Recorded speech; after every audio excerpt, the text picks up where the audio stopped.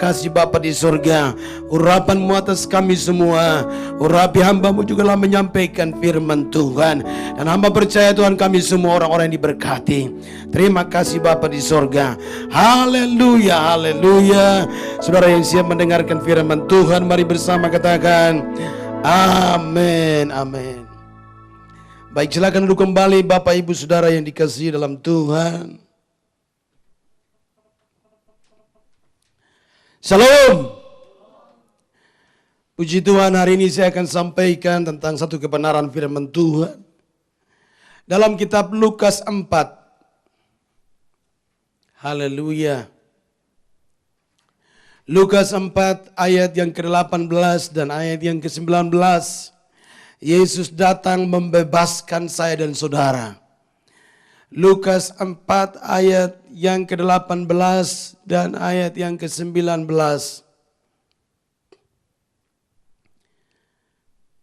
Saya akan bacakan dan Bapak Ibu Saudara dapat memperhatikannya. Lukas 4 ayat yang ke-18 dan ayat yang ke-19.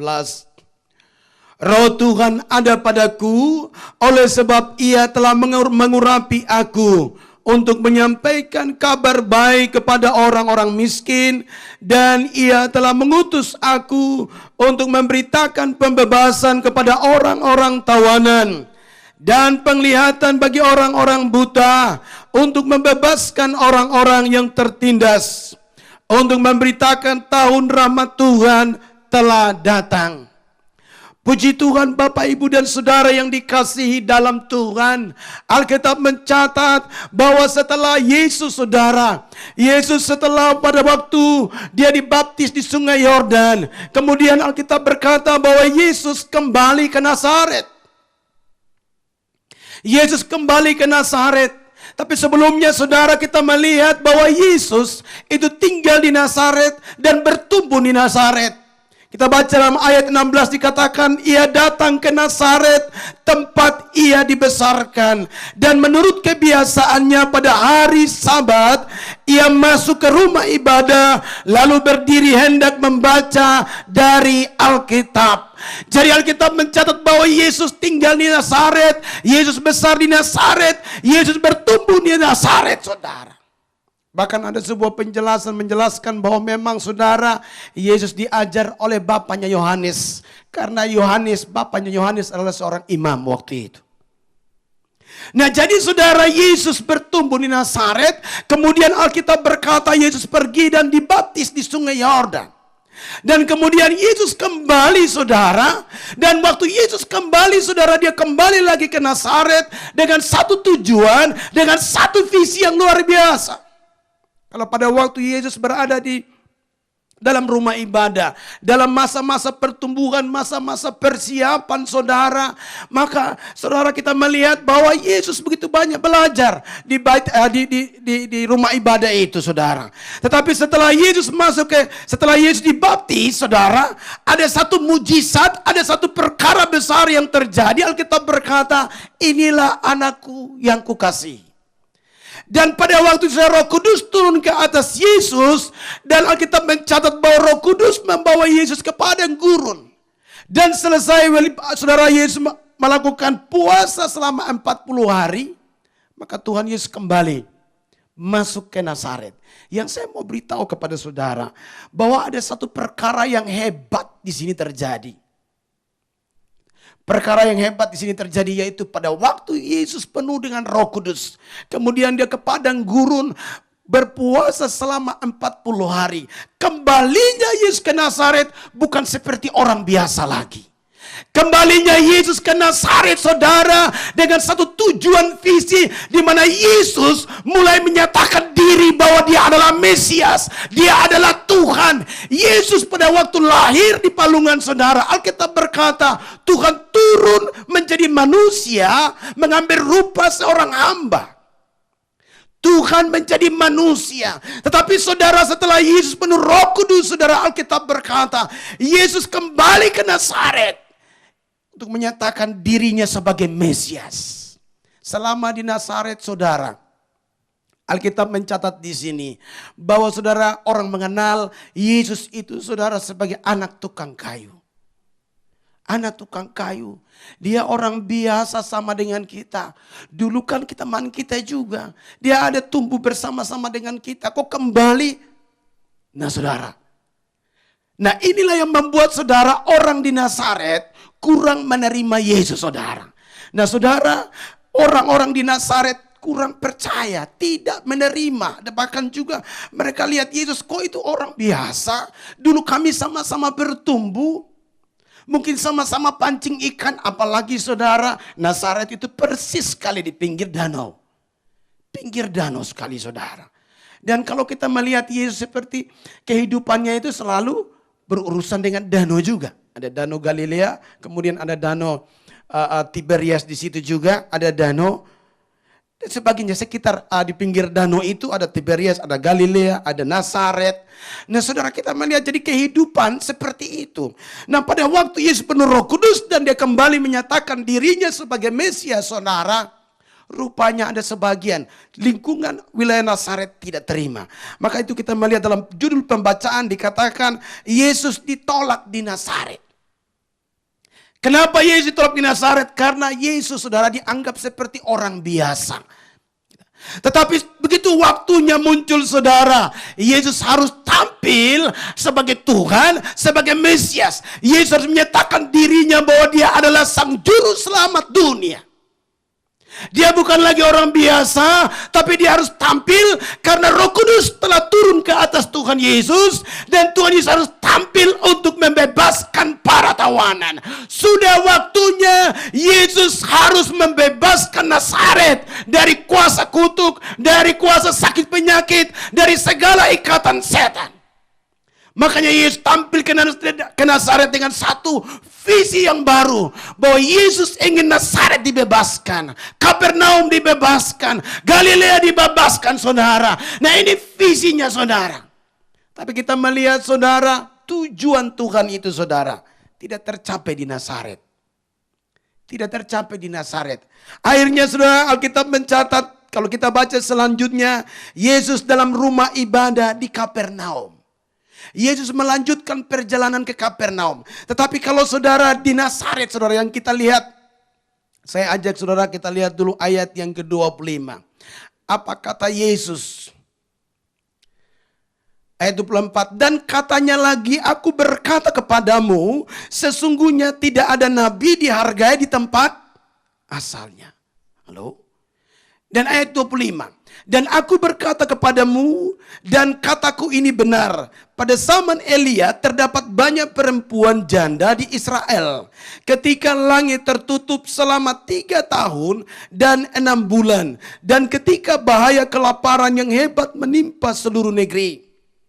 Tetapi Elia diutus bukan kepada salah seorang dari mereka, melainkan kepada seorang perempuan janda di Sarfat di tanah Sidom. No, bayangkan saudara, gara-gara mereka tidak menerima Yesus sebagai Mesias, sebagai Tuhan saudara, sebagai pembebas untuk datang menyembuhkan saudara, maka kita melihat di sini Yesus berkata, jangankan, tapi dulu. Itu dikatakan di sini Elia saja saudara, dikatakan di sini bahwa ada begitu banyak janda di Israel. Tapi kenapa saudara Tuhan tidak mengutus Elia ke janda-janda yang ada di Israel, tapi diutus ke Sarfat? Artinya saudara, Israel tidak bisa atau tidak punya hati terbuka untuk menerima Elia hadir saudara. Israel tidak siap untuk menerima nabi besar, yaitu Elia. Nah kita melihat ini, untuk itu saudara, Elia atau janda di Sarfat lah yang menolong Elia. Sedangkan ada begitu banyak janda yang ada di Israel. Nah kemudian Tuhan Yesus juga berkata dalam ayat 27 dikatakan, dan pada zaman Nabi Elisa banyak orang kusta di Israel. Ada banyak orang sakit di Israel. Dan tidak ada seorang pun dari mereka yang ditahirkan selain daripada Naaman yang orang Syria itu saudara. Nah bayangkan di Israel ada begitu banyak orang penyakit kusta, ada begitu banyak orang yang susah, ada begitu banyak orang yang bermasalah. Tapi kenapa mereka tidak mendapat kesembuhan? Kenapa mereka tidak mendapat pertolongan dari Tuhan saudara? Dan harus orang dari Syria. Syria itu di luar. Seberang dari sungai, dari Yordania. Sebelah Yordania masuk Syria. Jauh sekali. Kenapa orang Syria yang mengalami mujizat? Sedangkan Israel tidak mengalami mujizat, saudara. Nah, Alkitab mencatat di sini. Karena tidak menghargai kehadiran Tuhan. Halo? Karena tidak menghargai kehadiran Tuhan. Saudara, di saat kita tidak menghargai, kita tidak menyambut Tuhan, saudara, mujizat tidak akan terjadi. Halo? Mujizat tidak akan terjadi kalau kita tidak mulai menerima, belajar menerima Yesus dalam hidup kita. Nah, saudara, saya perhatikan di sini bahwa begitu luar biasa. Padahal Yesus bertumbuh di Nazaret. Seharusnya, saudara, Yesus lebih punya beban ke Nazaret. Kampung halamannya, tempat dia bertumbuh. Dia pengen supaya kampung halamannya dipulihkan. Orang-orangnya disembuhkan, diberkati. Bahkan kalau bisa Nazaret itu menjadi kota yang hebat. Tapi kita lihat di sini, saudara, karena mereka menolak Yesus, saudara, maka Nazaret tinggal Nazaret, saudara. Halo? Nah, kemarin saya perhatikan, saudara, memang yang dikatakan nubuatan Alkitab itu betul. Nabi-nabi dulu kalau nubuat itu betul, saudara. Dikatakan bahwa batu-batu ini tidak akan dibangun. Betul, di Nazaret, saudara, itu tempat ibadah yang zaman dulu sampai sekarang itu tidak dibangun, saudara. Halo? Tidak dibangun. Saya sampai perhatikan, aduh Tuhan, sampai kayak begini, ternyata ribuan tahun pun tidak dibangun.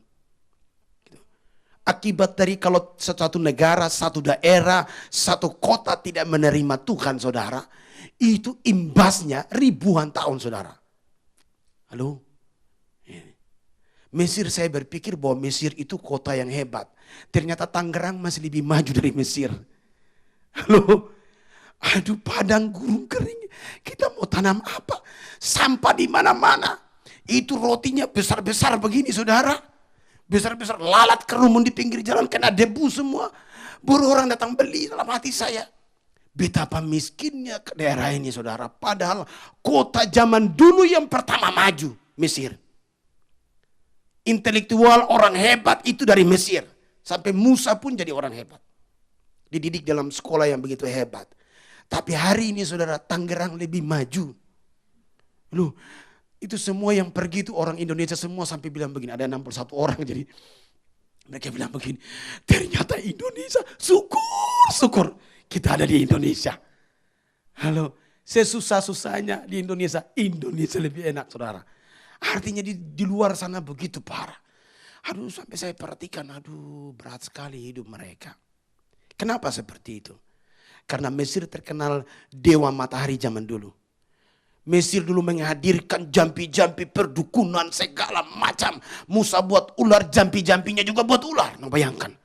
Pertandingan ilmu sampai setingkat seperti itu. Mau sama seperti Tuhan. Saudara, daerah yang banyak dukunnya, banyak berhalanya. Sampai ribuan tahun tetap begitu, saudara. Jadi satu pelajaran. Saya belajar Tuhan, ini pelajaran. Satu pelajaran untuk kita di Indonesia. Amin. Kalau gereja di Indonesia tidak membersihkan dukun-dukun penyembahan di Indonesia, saudara, ribuan tahun ke depan kita habis, saudara. Halo? Kita dapat kutuk dari Tuhan. Mesir sekarang, siapa yang tidak kenal Alexander? Mesir sejarah zaman dulu begitu hebat. Dengan piramid yang begitu luar biasa. Jadi saya kembali berpikir, kalau Indonesia, gereja tidak fokus untuk membersihkan berhala dari Indonesia, maka kita akan punya keturunan yang tidak diberkati Tuhan. Tapi kalau kita mau diberkati Tuhan, berhala harus disingkirkan. Amin. Berhala harus, kalau kita singkirkan di zaman kita, saudara, keturunan anak cucu kita, bangsa ini akan diberkati Tuhan. Nah, jadi saya perhatikan di sini bahwa, saudara, kota yang menolak Yesus, daerah yang menolak Yesus, saudara, seperti itu. Walaupun Yesus besar di Kapernaum, tetap seperti itu, saudara. Halo? Nah, saya perhatikan. Nah, untuk itu, saudara, bahwa saudara, rumah tangga kita sudah harus ada Yesus. Amin. Keluarga kita buatlah doa bersama, undang Yesus hadir. Itu jangan cukup hanya di ibadah, tapi di rumah ada doa. Amin. Yesus hadir di tempat di mana kita berada, saudara. Tempat itu menjadi diberkati. Kutuk dirubah jadi berkat. Kenapa bisa seperti itu? Karena ada Yesus, saudara. Halo? Sejarah sudah mencatat bahwa air yang pahit saja bisa berubah jadi manis. Hanya dengan sebatang kayu, lemparkan ke dalam itu. Air yang pahit jadi manis. Saudara, di mana ada Yesus, saudara, kutuk dirubah jadi berkat, saudara. Air yang pahit, hidup yang pahit, masalah yang berat, dirubah Tuhan jadi manis. Memang itu tujuan Tuhan. Tuhan datang, Alkitab berkata, untuk membebaskan para tawanan. Betul enggak? Dia membebaskan kutuk-kutuk. Dia membebaskan kita dari sakit penyakit. Itu tujuan Yesus lahir ke dunia. Yesus bukan lahir untuk bermain bola di Nazaret, saudara. Halo? Yesus bukan seperti anak kecil yang lari-lari di Nazaret. Turun ke danau, naik perahu, cari ikan, bakar ikan. Itu kehidupan manusia yang Tuhan mau nyatakan. Tetapi selanjutnya, saudara, tujuan Tuhan, dia mau datang membebaskan kita. Itu tujuannya. Masa dia bertumbuh sebagai seorang anak-anak, dia bermain seperti anak-anak, saudara.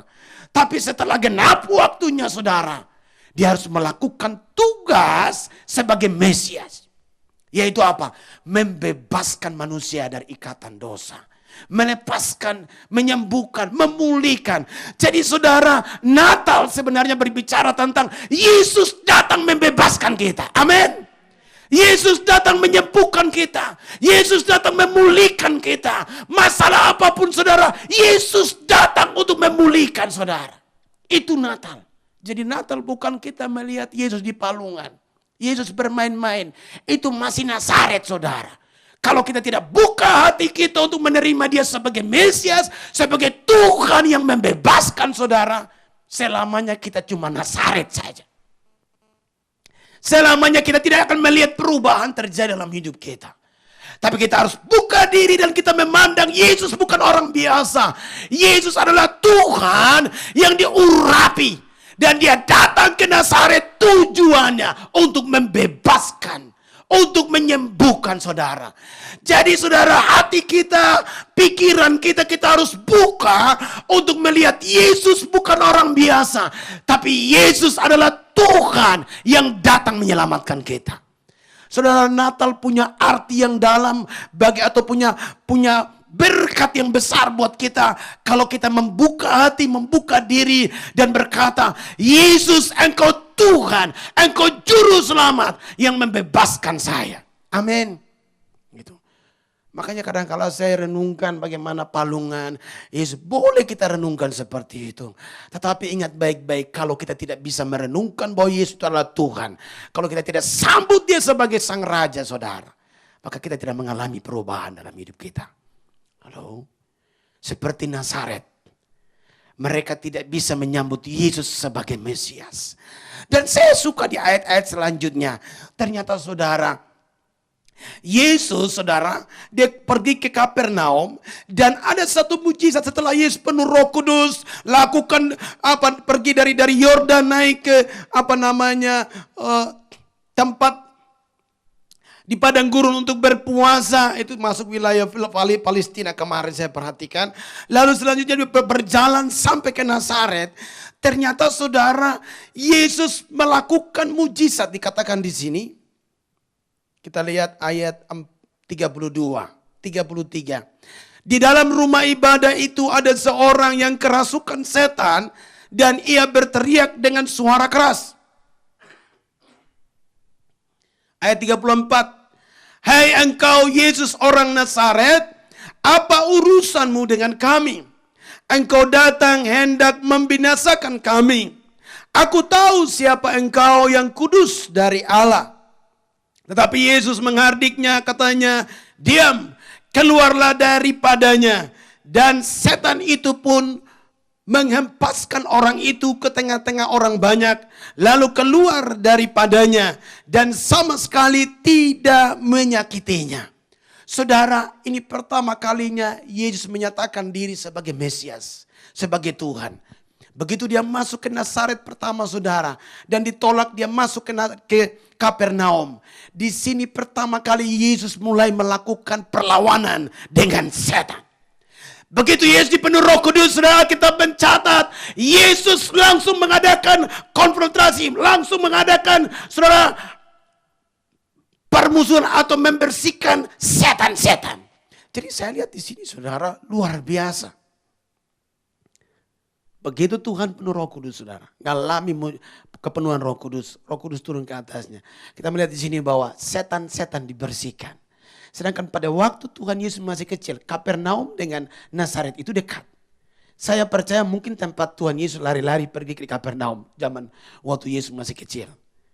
Karena hampir 80% waktu Yesus itu ada di Nazaret. Gitu. Jadi pas itu tempat bermainnya. Tetapi saudara, begitu Tuhan Yesus kembali untuk menyatakan diri sebagai Mesias saudara, Alkitab mencatat di sini. Dia langsung berurusan dengan setan. Halo. Berarti ada masalah yang penting dalam hidup kita. Untuk kita tidak boleh kompromi dengan setan. Halo.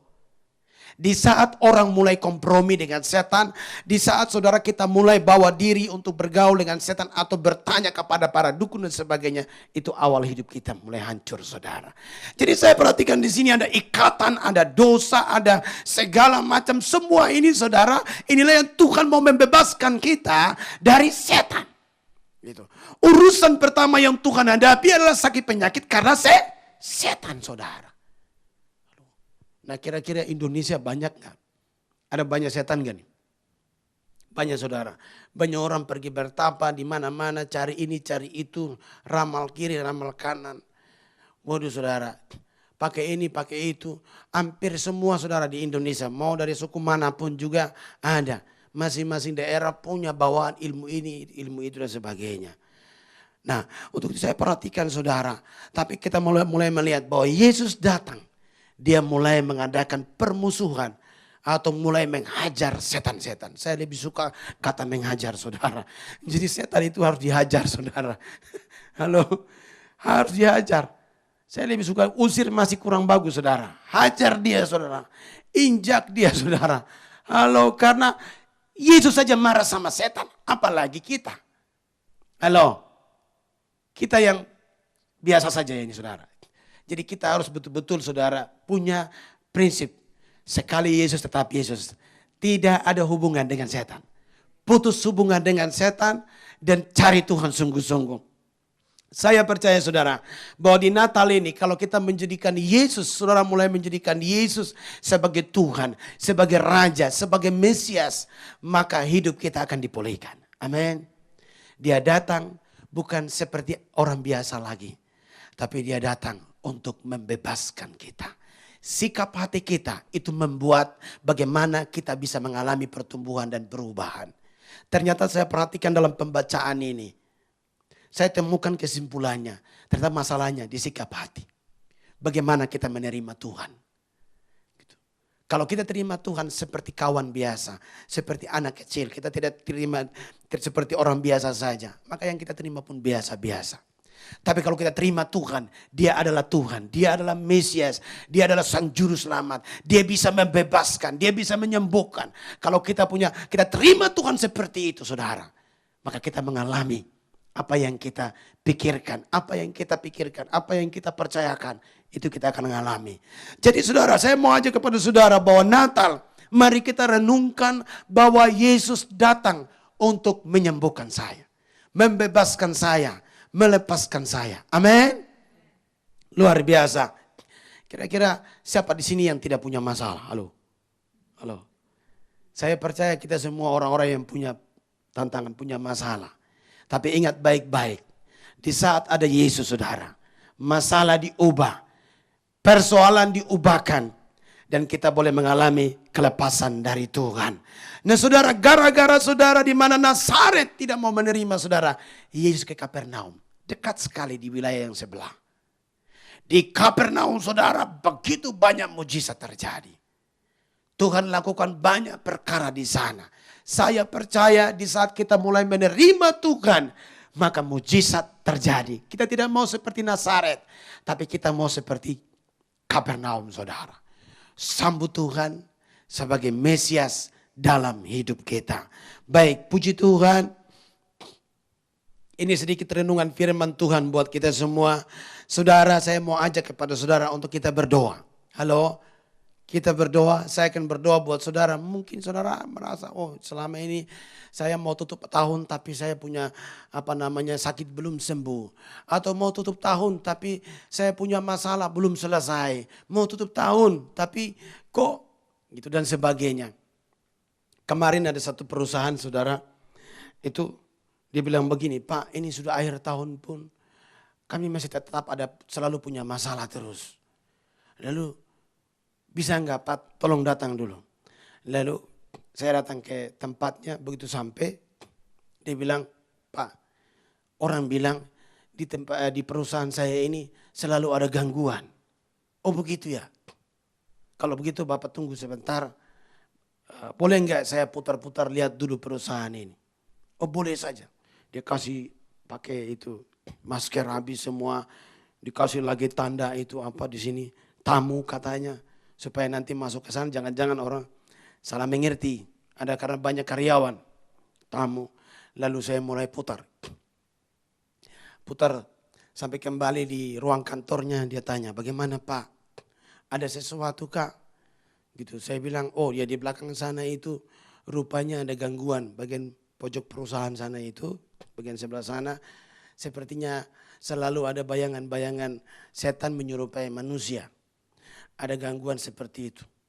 Lalu dia bilang begini, iya Pak, itu satpam sering lihat juga. Gitu. Satpam sering lihat di situ, mulai dari situ yang Bapak bilang di tempat sana itu. Itu selalu muncul katanya. Lalu tapi Pak katanya di ruangan saya ini juga kayak seperti orang satpam selalu lihat ada tuyul-tuyul kecil.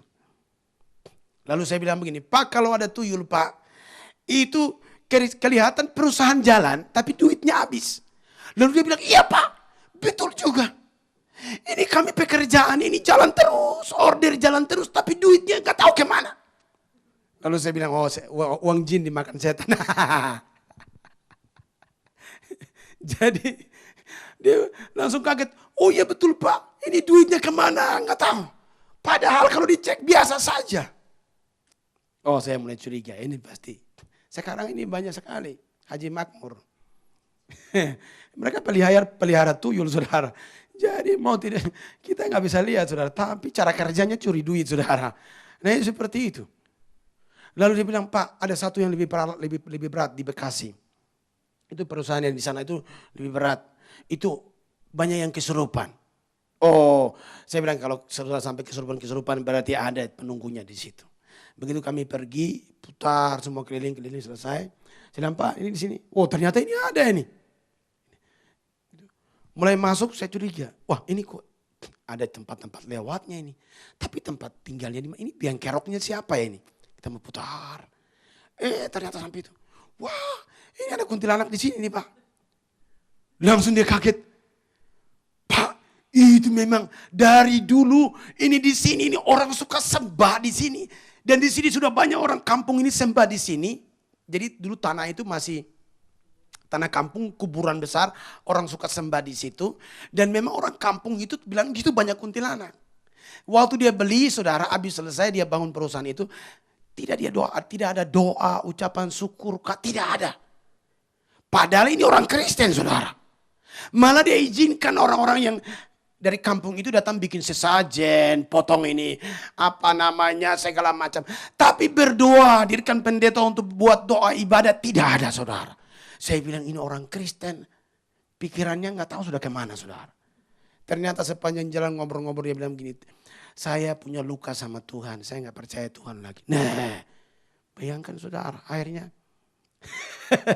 Jadi baru saya perhatikan, wah ini ada nih. Kemudian yang bagian sana tadi kita lewat, itu kayak genderuwo. Jadi di sini yang kuat ini dua, genderuwo itu.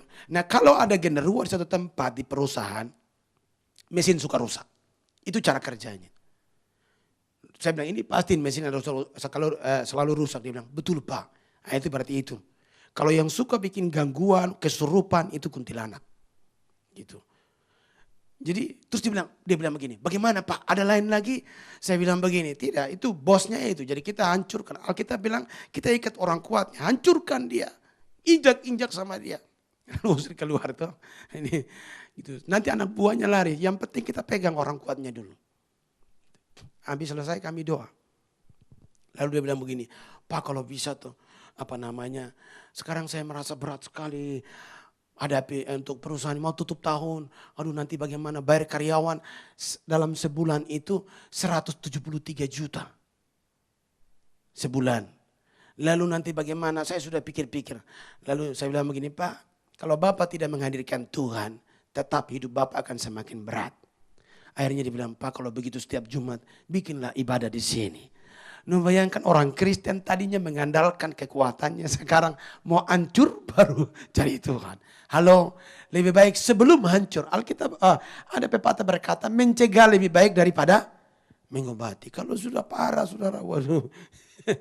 Nah jadi saya suka ayat ini saudara, di mana setelah Yesus penuh Roh Kudus, yang pertama dia lakukan dalam ayat 33 dikatakan di situ, ayat 34. Hai engkau Yesus Nazaret, orang Nazaret, apa urusan dengan kami? Engkau datang tidak.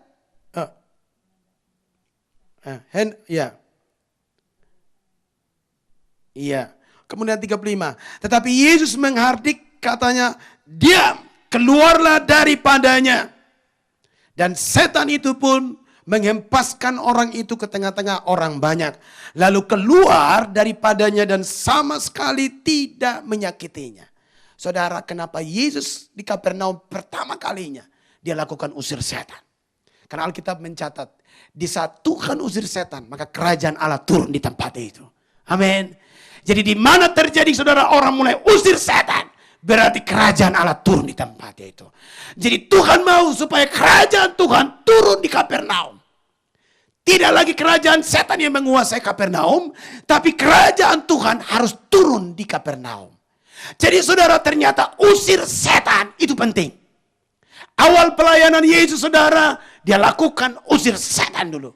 Setan diusir, baru orang-orangnya dibebaskan saudara.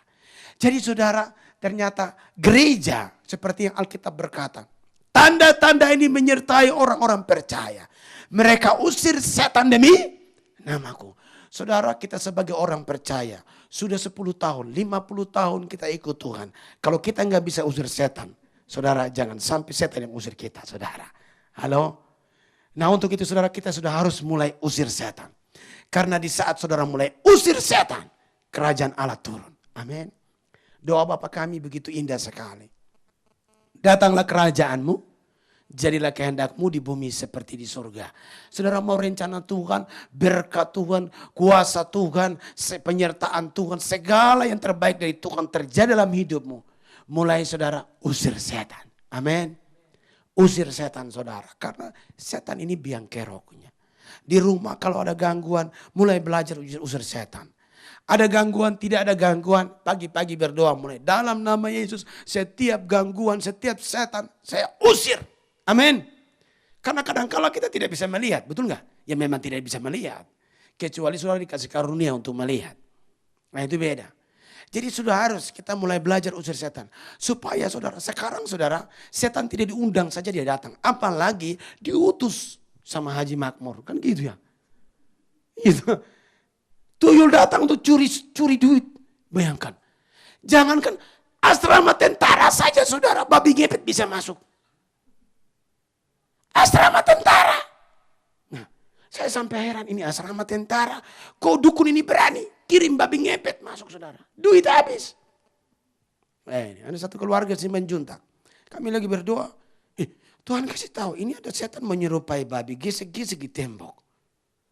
Lalu saya tanya, Pak, selama ini Bapak tinggal di sini. Ada gangguan, selalu setiap malam. Anak saya tidak bisa tidur, tengah malam itu selalu dia minta jam-jam 1 malam. Pengen keluar jalan. Sudah jalan-jalan di luar, habis baru minta masuk. Setiap hari kadang-kadang begitu saudara. Lalu saya bilang begini, adakah uang yang hilang? Baru dia bilang begini, Pak itu celengan saya, itu kasih tiap bukan uang koin aja. Sering saya masukkan kalau saya terima gaji itu uang 100.000 yang merah itu saya masukkan terus celengan itu. Waktu dipecahin, itu kan celengan tanah liat. Jadi sekali pakai kan gitu. Jadi dia bilang begini, kalau seandainya yang plastik anak-anak buka kan masih bisa. Tapi ini kan sekali pecah berarti sudah selesai kan.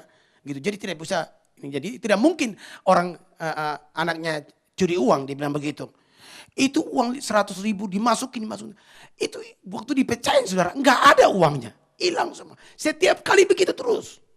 Saya bilang, Pak, itu tadi berdoa ada babi ngepet di sini. Lalu dia bilang begini, dia karena intel dia bilang begini, saya dengar-dengar juga, tapi saya tidak percaya. Di kampung belakang itu memang ada orang yang memakai ilmu itu, katanya gitu. Oh, pas begitu saudara, di hati saya sudah mulai mendidih di hati. Orang Pentakosta mulai muncul saudara.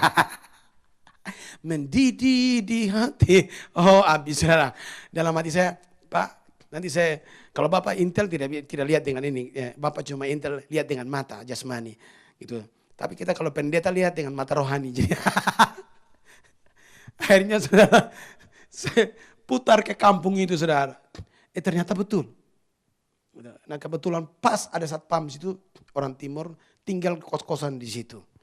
Saya masuk ngobrol dengan dia, saya pakai tempat untuk berdoa, ternyata betul. Di kampung itu ada nenek-nenek tua yang pakai ilmu itu. Kami doa, peperangan, bersihkan, selesai. Mulai hari itu tidak ada lagi saudara, babi ngepet saudara. Jadi Tangerang ini saudara, aduh. Gitu. Kita sedang ada di lingkungan seperti ini. Maka itu saudara, kalau kita betul-betul menghadirkan Yesus. Nah ini, jadi Tuhan Yesus datang kalau betul-betul kita menghadirkan Yesus di daerah kita, wilayah kita harus dibebaskan. Amin. Gitu. Jadi kalau saudara dengar dukun atau orang pakai ilmu gelap, saudara jangan biarkan, jangan saudara tinggal takut. Kapan mengalami perubahan saudara? Enggak boleh takut. Kita orang Kristen tidak boleh takut. Oh saudara, yang penting saya tidak ganggu dia tidak ganggu saya. Tidak ada urusan. Saudara, kalau kita, walaupun kita bilang saya tidak ganggu dia tidak ganggu. Tetap dia ganggu, setannya pasti ganggu. Jadi kita sudah harus adakan perlawanan. Di saat saudara mulai tahu ada dukun di wilayah, di tetangga saudara atau di lingkungan saudara orang hebat. Selalu banyak-banyak orang datang di situ. Mungkin pejabat-pejabat datang. Saudara sudah harus mulai lakukan doa peperangan. Halo, itu bukan kebetulan saudara ada di tempat itu. Tapi Tuhan taruh saudara di situ supaya saudara bebaskan Kapernaum. Amin. Sudah harus saudara. Nah ini. Waktu kemarin di Duta Garden, Duta Garden yang dekat bandara itu. Perumahan besar itu. Apa namanya itu? Ada duta-dutanya itu ya. Oh ya itu. Saya tidak tahu terlalu ingat lagi itu. Nah itu ada satu keluarga begitu. Di rumahnya selalu bau. Mereka sudah pel pakai segala minyak apa yang wangi-wangi semua segala. Kloset disiram untuk wangi-wangi tempat itu semua. Tapi kok masih bau di kamar apa ya? Mereka panggil datang kami doa. Ternyata saudara di sebelahnya, pas batas tembok sebelahnya itu orang dari Dayak. Itu saudara rumahnya itu di atas semua begitu banyak patung-patung berhala. Badannya tato-tato semua. Saya juga tidak tahu bahwa dia punya badan itu tato-tato segala macam. Begitu doa semua, ini orang begini semua. Gak lama sudah begitu kami doa, peperangan rohani habis selesai. Saya bilang, wah ini dari sebelah ini. Jalur setannya apa semua. Nah ternyata mereka bilang, itu yang datang itu kadangkala bintang-bintang. Gitu. Mobil tentara yang pangkat orang turun tuh, dia punya pejabat-pejabat panglima yang datang saudara. Jadi orang-orang menteri datang di situ saudara. Saya sampai, kalau kita punya pejabat saja sudah pakai setan yang miring seperti itu. Ya pejabat kita juga miring saudara. Halo, kalau pejabat-pejabat miring, kita rakyat jadi apa? Miring. Makanya saudara saya sampai pikir, aduh kok begini ya gitu. Akhirnya saya ngomong kuat-kuat. Cuma tembok sebelah kan. Saya ngomong kuat-kuat. Berarti kita sudah harus bikin doa di sini. Doa peperangan rohani. Usir semua setan-setan. Sebentar nanti kita berdoa usir setan-setan. Saya ngomong kuat-kuat. Gitu. Saya kalau yang begitu saya pancing. Halo. Nah, gitu. Pas ngomong kot-kot gitu, gak lama di hati saya pengen mau lihat orangnya. Mereka bilang begini, Pak, orang saya tanya, gimana orangnya bisa nggak kita ketemu atau lihat? Mereka bilang begini, itu orang jarang keluar. Tapi sementara ngobrol di hati saya bilang gini, kamu keluar. Tuhan mau buktikan bahwa itu benar ada. Betul saudara. Saya langsung keluar, saya putar. Begitu putar, sambil saya berdoa terus bahasa roh terus di sepanjang lingkungan halamannya dia. Kan di pinggir jalan itu. Doa sambil lihat gitu rumah ada hampir 3 lantai itu. Terus sambil doa begini saya balik lagi saya bilang. Pas saya balik saudara, orangnya turun saudara. Tidak pakai baju, celana pendek. Turun, lalu buka pintu gerbang. Dia langsung, begitu saya di depan pintunya saudara. Langsung kami dua bertatap begini saudara. Dalam hati saya, oh ini orangnya. Habis loh. Saya kembali lagi. Itu memang badannya tato semua, perutnya juga ditato semua saudara. Kaki-kakinya tato semua. Tapi saya lihat wajahnya, matanya itu memang jahat sekali. Bukan dukun biasa. Tapi mungkin dia sudah banyak makan orang. Lewat ilmunya. Jadi matanya itu jahat sekali. Kepalanya di sini agak kecil naik ke atas. Terus matanya tanya, oh berarti lu habis. Ini hari kita 2 baku makan. Halo. Mendidih saya balik ke rumah sebelah, saya bilang mari kita berdoa. Nyembah terus kita doa bisa langsung dalam nama Yesus setiap roh jahat, setan-setan apapun, kekuatanmu dari dalam bumi, di atas angkasa semua hubunganmu semua saya putuskan dalam nama Yesus. Lakukan doa peperangan terus saudara. Kemarin keluarga itu bilang begini, Pak tidak ada lagi gangguan. Saya bilang begini, kalau nanti Bapak dengan keluarga pindah dari, mereka rencana mau pindah dari situ. Pindah, itu rumah jangan dijual. Biar kami pakai tempat doa untuk kami hancurkan benteng itu. Karena kalau tempat itu dihancurkan saudara, masyarakat dibebaskan. Amin. Jadi kalau ada orang kuat, lebih baik orang kuat itu dihancurkan. Ternyata waktu doa Tuhan kasih tahu semua. Orang-orang hebat itu semua yang mau usaha saudara, disedot sama dia semua. Setan itu sifatnya mencuri. Orang datang minta keberhasilan yang ada di lingkungan situ dia disedot. Dipindahin ke orang-orang yang datang minta. Halo, itu pekerjaan dukun, itu penipu besar saudara. Makanya gereja, kita orang percaya sudah harus berdoa. Kalau enggak saudara, berkat untuk kita disedot, dipindahkan kepada orang yang datang minta sama dia untuk kaya, minta pangkat. Seharusnya pangkat itu untuk orang-orang yang ada di lingkungan itu. Tapi saudara dicuri oleh setan, dikasih kepada orang yang minta. Halo, itu pekerjaan setan seperti itu. Makanya kenapa Tuhan begitu pertama kali yang Tuhan lakukan adalah usir setan di Kapernaum. Karena setan saudara itu bisa memanipulasi semuanya. Orang pintar di situ pintarnya bisa diambil dipindahkan ke orang yang minta. Halo. Nah, setan tidak bisa menciptakan sesuatu. Pohon cabai saja tidak bisa buat. Lalu dari mana dia kasih kekayaan? Dia curi dari orang-orang yang nantinya mau sukses. Yang berhasil. Dia curi berkatnya. Kasih ke orang yang minta saudara. Nah seperti itu saudara. Makanya kadang-kadang kalau saya karena sedikit mulai tahu tentang rahasia seperti itu saudara. Kalau ada dukun di satu perumahan saudara. Itu panas saya saudara. Karena itu biang kerok masalah. Jadi mereka bilang begini, Pak, hati-hati Pak, itu orang, dia pernah bentak satpam, itu kering. Satpam itu sampai kering berdiri gini. Dalam hati saya mau lihat, bentak saya coba, kita baku lihat. Gitu, saya putar di depan situ, putar di depan rumah, betul ketemu sama dia. Tapi saya lagi perhatikan, kalau lingkungan itu belum siap untuk doa, kita mesti bangun doa dulu kuat. Kalau sudah bangun doa kuat, kita datang aja bertamu sama dia. Gitu, jabat tangan, Pak, gimana gitu. Luntur ilmunya. Halo. Tabut Allah sama dewa Gog Magog itu yang hancur siapa? Bukan tabut Allah yang hancur. Yang hancur patung berhala itu yang hancur. Orang Filistin curi itu tabut Allah, lalu mereka taruh di antara berhala mereka tuh. Pagi-pagi mereka bangun saudara, itu berhala mereka itu jatuh, kepalanya tempias kemana, tangannya putus semua saudara. Halo, kita ini bait Allah, tempat tinggal Tuhan. Kalau ada hadirat Tuhan dalam diri kita, saudara duduk dekat dukun saja, dukun yang kencing. Tapi kalau saudara yang kencing berarti saudara ada masalah saudara. Halo, ini masalah. Kalau saudara yang takut lalu lari berarti saudara tidak beres saudara. Halo, nah ini. Nah saya lebih suka mengajar orang Kristen supaya berani. Amin. Berani berdoa, berani usir setan. Karena memang ini waktunya. Kita akhir zaman kalau tidak siap untuk usir setan, Alkitab berkata di akhir zaman setan akan semakin geram. Akhirnya dia punya pengurapan, artinya dia punya pengurapan double porsi saudara. Halo, jadi kalau kita nggak siap di akhir zaman untuk usir setan, bahaya. Halo, tidak sekedar hanya jadi orang Kristen, hanya jadi sukses, berhasil. Saudara berhasil, saudara tidak berdoa usir setan, keberhasilan saudara dicuri oleh dukun, dikasih ke orang lain yang minta sama dia. Halo, ini pekerjaan. Makanya saya lihat sekarang banyak sekali perusahaan orang Kristen. Kenapa begitu, kenapa begini? Saudara, karena apa? Tidak mulai belajar usir setan. Sekarang dukun-dukun di Indonesia juga banyak sekali. Orang yang minta untuk kaya, untuk pangkat, semua juga banyak. Makanya kita sudah harus tampil. Amin.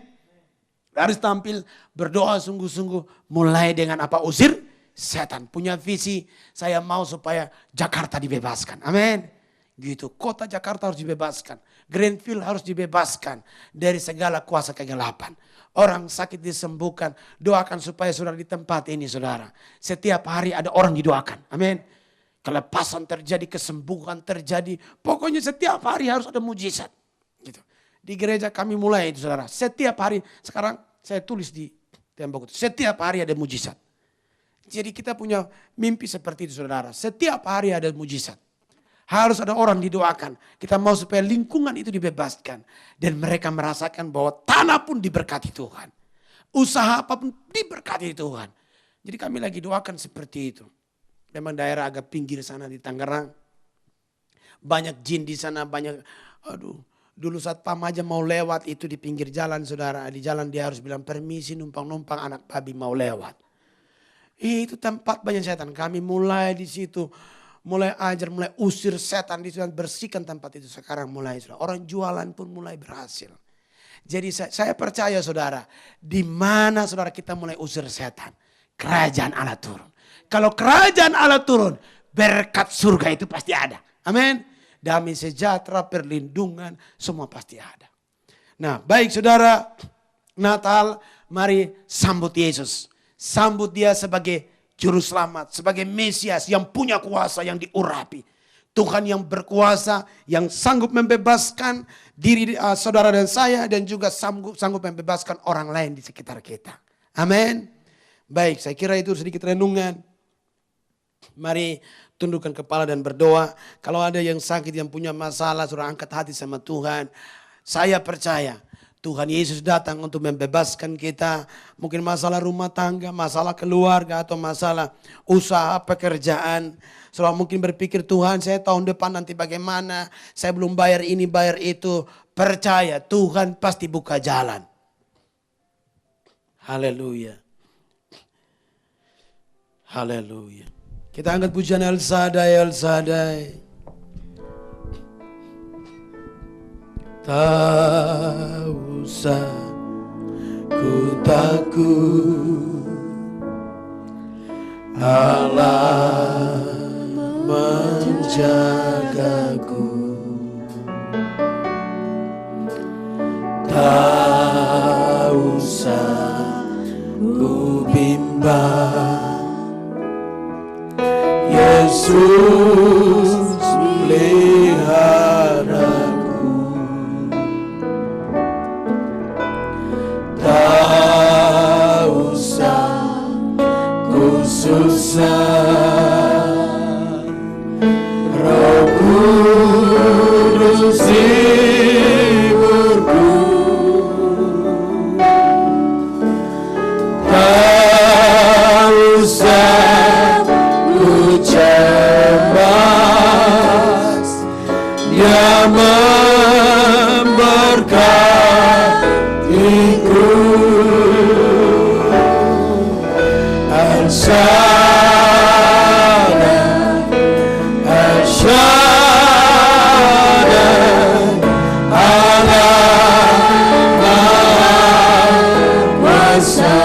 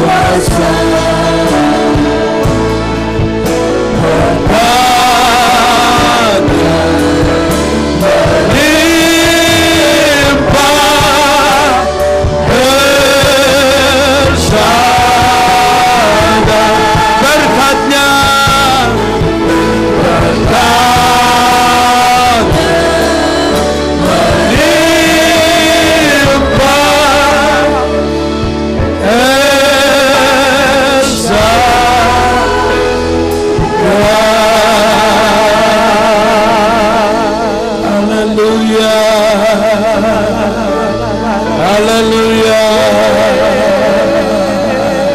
Bala bala bala bala mayase. Ya bala mayase.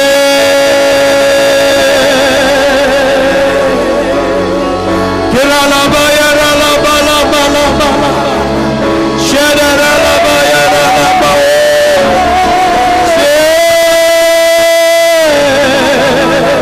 Kepakaya la bala bala bala. Shadara baya la bala.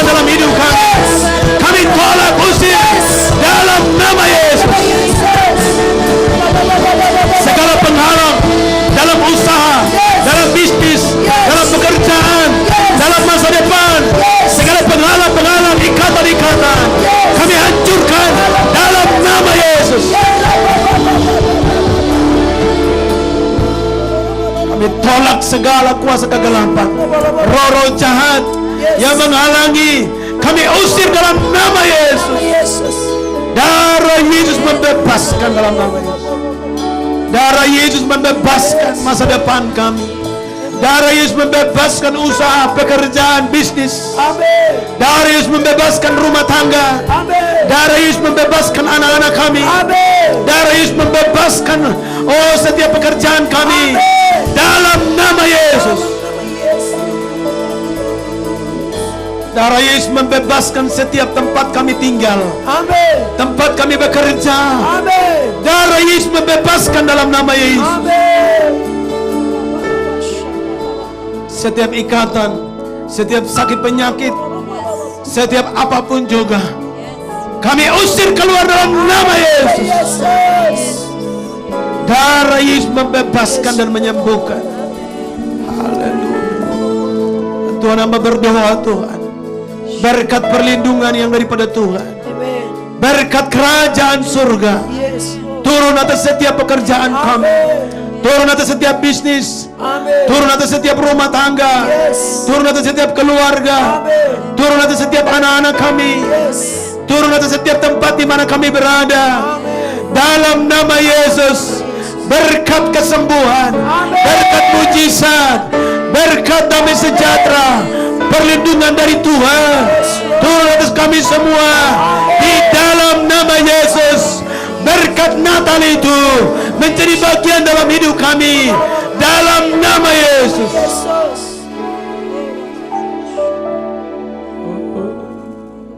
Haleluya, haleluya. Kami percaya Tuhan, kami orang-orang yang hidup dalam mujizat-Mu. Kami orang-orang yang hidup dalam berkat-Mu ya Tuhan. Dan Engkau tidak pernah meninggalkan kami. Engkau ada bersama kami. Dan Tuhan, kami berdoa untuk lingkungan tempat wilayah ini.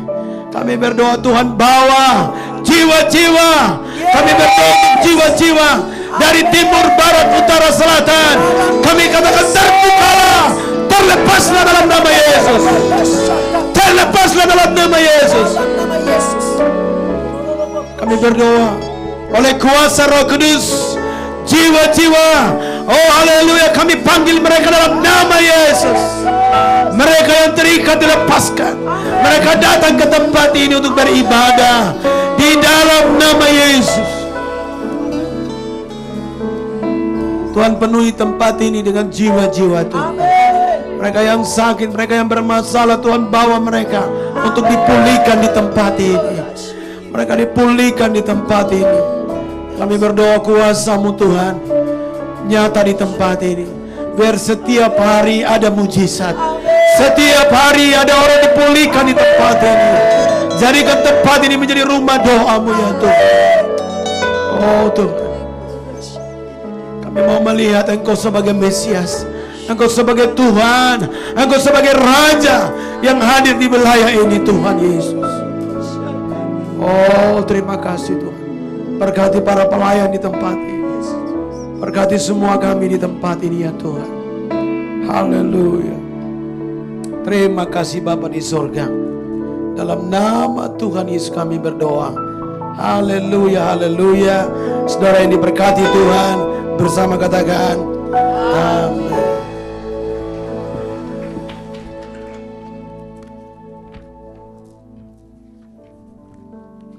Salam saudaraku. Salam saudaraku. Shalom. Oh, masih ada orang